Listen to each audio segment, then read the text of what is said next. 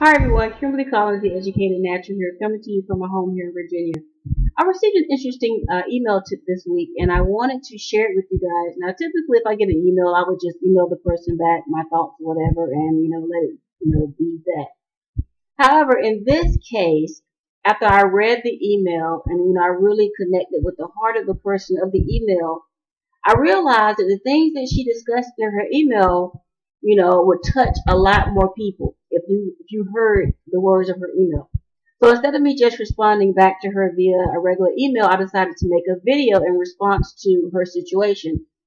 And the main reason why I'm doing this is because I know there are a lot of women that are in her same situation. So hopefully you guys will see this video and be able to resonate and understand what she's going through and accept my advice that I'm about to give to her to help her out in this situation.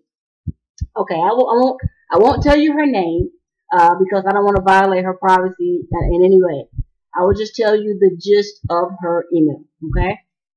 And instead of me saying her name, I'll just call her L. Okay. L wrote me this letter, and it went like this. It goes, "Dear Kimberly, thank you for being so open about your life and your business, and I really love watching your videos. But I'm having a personal situation, and I know you asked recently about our jobs, and if there was any issues we may be having, that you would kind of give us a solution to it. So here is my problem." She goes on to tell me that she is a GS9 in the federal government system. She's been in the government system for the last 8 years. She has 2 children, ages 9 and 4.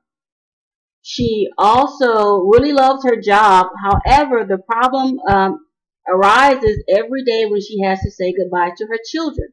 One goes to daycare, the other one is in elementary school or middle school.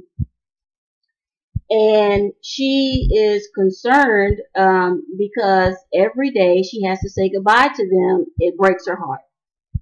But she knows that she has to go to work at her job that she has been in for this particular position as GS9. She's been in it for 5 months. She's been in the government system for 9 years.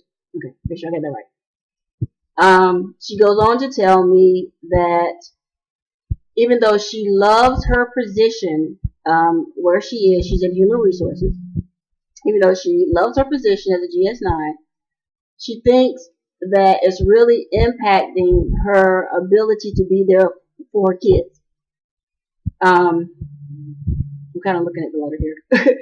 She also mentions the fact that although her kids, seem to understand that mommy has to go to work, when mommy gets there, mommy spends so many hours doing her job that it has caused her to miss a lot of their events, especially her son, who's the 9-year-old.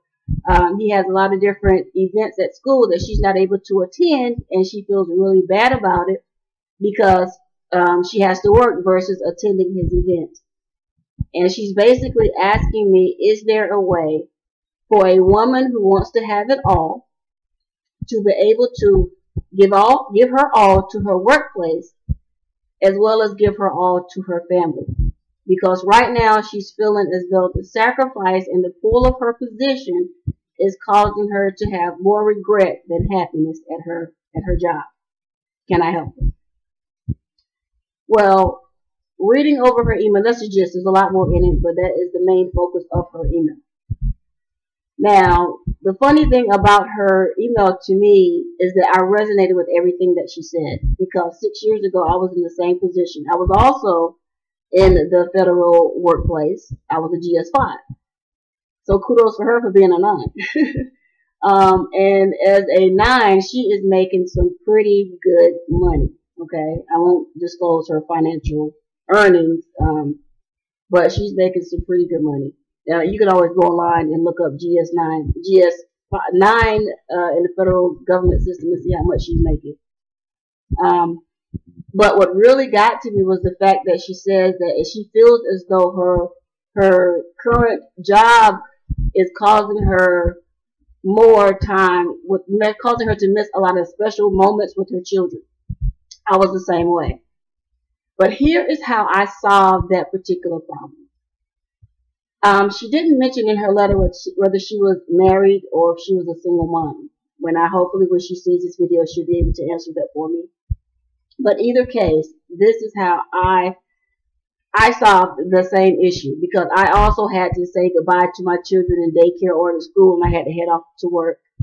Oh, also she mentioned that she has a 35-minute drive to work. 35 minutes there and 35 minutes back each day as well.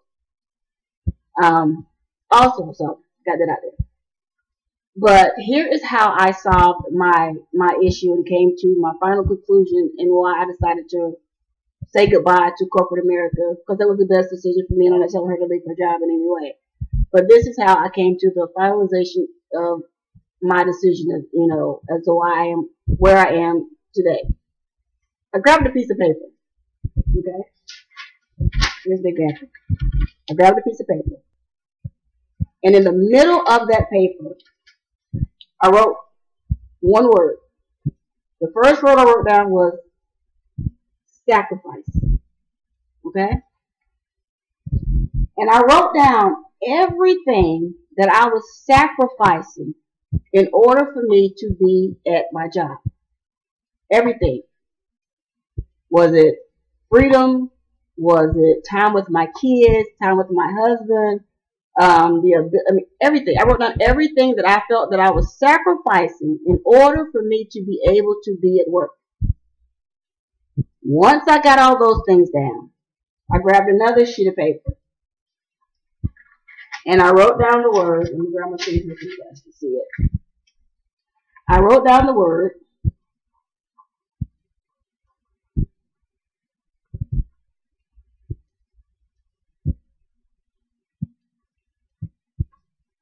benefit.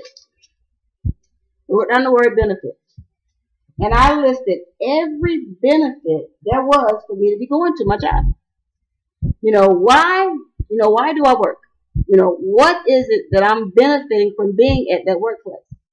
Income, was probably the number one thing I put on there. And once I looked at those two lists, something astonishing happened. I discovered something that I never really would have seen had I not listed things down. I realized that my sacrifices were outweighing the benefits of me being in my corporate job in the federal system. Y'all know, right? The one reason why I was working was to be able to provide an income for my household. But that income was causing me to sacrifice the special moments that my kids were experiencing. And I was like, well, I'm working because I want to provide for my children. That's why I'm working so hard. That's why I do what I do in this position, so that my kids won't have to want for anything. I want to provide them every single thing I can, and the only way I can do that is by having a job. However, that one thing that I poured myself into, it was costing me the one thing I was doing it for, which was my time with my children.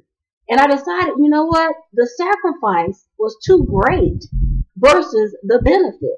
Yes, my job gave me income. Yes, my job gave me a chance to meet other people that I would have, no other way of meeting outside of being in the workplace. Yes, I had a strong network. Yes, I had a name for myself and had power at my position. I had all these great things going at work, so I didn't hate my job, but I had to sacrifice so much in order for me to be at my job. But here's the thing that really tipped the scales for me, and that was the day that my daughter was having an awards event at her school. And I had already previously in that week asked my boss, can I have this particular time off so that I can attend the event? And he said that he would get back to me. Well, the day of the event came, and I said, okay, I really need to leave. I had the time on the books. I could have taken a leave day. It wouldn't have been an issue. However, my boss decided that my time and my event did not matter. But what mattered was the fact that he needed me to do these PowerPoint slides so that he could get to his meeting, with the information and the stuff that I had to do.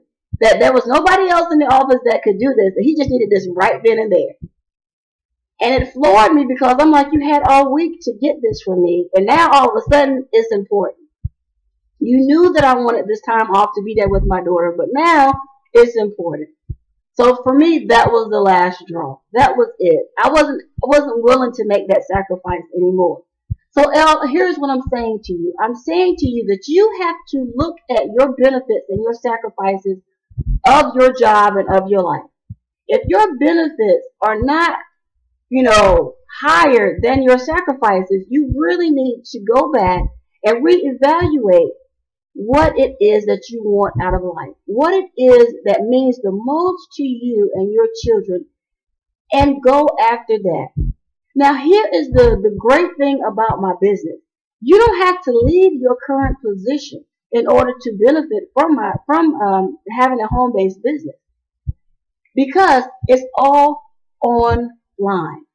You don't have to leave your home for it. It gives you an extra income. And here is my suggestion to you. Don't leave your position. Start an online business through me.